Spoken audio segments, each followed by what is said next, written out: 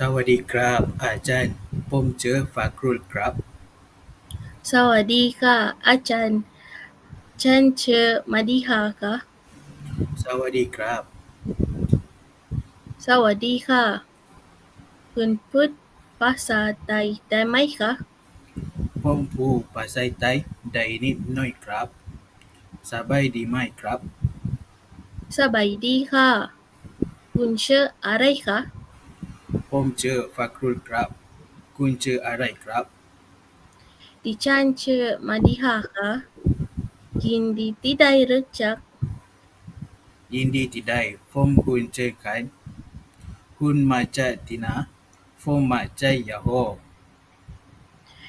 ฉันมาจากยโฮเหมือนกันคุณชอบอาหารไทยอะไรอาหารไทยที่ฉันชอบคือต้มยำไก่คือศิลปินคนโปรดของคุณ